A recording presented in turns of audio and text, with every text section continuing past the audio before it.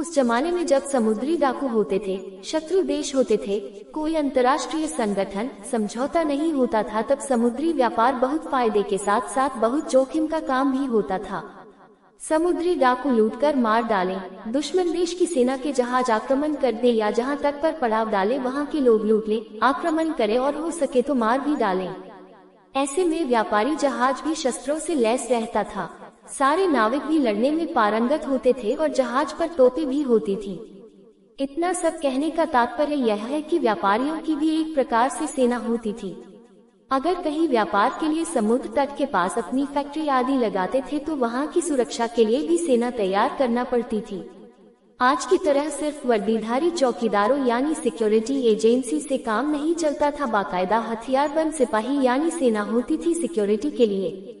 एक बार व्यापार बढ़ने लगे, ईस्ट इंडिया कंपनी बड़ी होने लगी, व्यापार का क्षेत्र बढ़ा और इंग्लैंड से नियमित जहाज आने जाने लगे और वहां से भी सैनिक लाकर यहाँ अपनी सुरक्षा बढ़ा ली। इसकी जरूरत इसलिए भी पड़ी क्योंकि उनसे पहले पुर्तगाली भी भारत में प्रवेश कर चुके थे और बाद में फ्रांसीसी भी आ गए। उनके साथ भी अंग्रेजों को भारत में अपना वर्चस्व कायम रखने का भी प्रश्न था।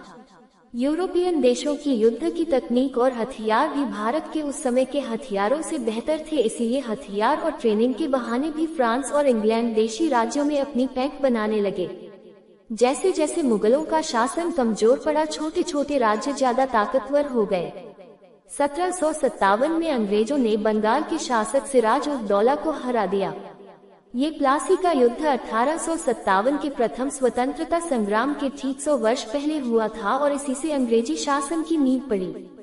सिराज उद दौला को फ्रांसीसियों का सहयोग प्राप्त था, पर अपने ही गद्दार मीर जाफर और मीर कासिम की वजह से हार गए। हालांकि उनके हिंदू सिपहसलारों ने उनका अंत तक साथ दिया।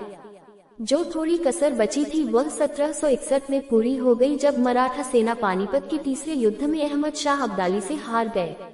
वह जीतकर वापस चला गया और उसने भारत में किसी साम्राज्य की स्थापना नहीं करी, पर मराठा तो टूट गए। फ्रांसीसियों को हरा दिया प्लासी के माध्यम से और मराठा भी कमजोर हो गए, तो धीरे धीरे सब राजा उनके अधीन आ गए, कुछ लड़कर और कुछ बिना लड़े। भारत में किसी एक शक्तिशाली राजा न होने की वजह से काफी आसानी से अपना साम्राज्य बढ़ाते गए। दक्षिण में मैसूर के हैदर अली और उसके पुत्र टीपू सुल्तान से लड़ना पड़ा और उन्हें हराने के बाद तो रास्ता और भी साफ हो गया। सत्य यह है कि भारत जैसा कोई देश ही नहीं था, क्योंकि हर राजा या नवाब का एक अपना देश था। क्योंकि कोई बड़ा ताकतवर राजा बचा ही नहीं, इसीलिए अंग्रेजों का आधिपत्य काफी आसानी से हो गया।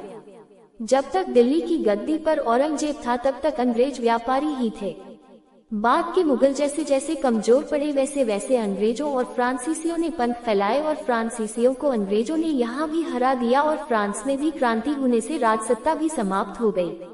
पंजाब में महाराजा रंजीत सिंह के वंशज कमजोर थे, सिराज उद दौला को हरा दिया, मराठा पानीपत में हार गए, टीपू सुल्तान को हरा दिया और अवध के नवाब वाजिद अली शाह तो बिना लड़े बिखर गए।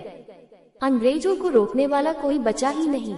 एक सत्य ये भी है, 1947 में जब भारत पाकिस्तान की स्थापना हुई तब देश में लगभग 600 रजवाड़े थे और यदि बहुत सारे हिस्से को धीरे धीरे यदि अंग्रेजों ने विलय न कर लिया होता तो शायद इससे भी दुगने राजा रजवाड़े होते। अवध में कोई नवाब नहीं था, दिल्ली की गद्दी पर कोई नहीं था, पेशवा नहीं थे।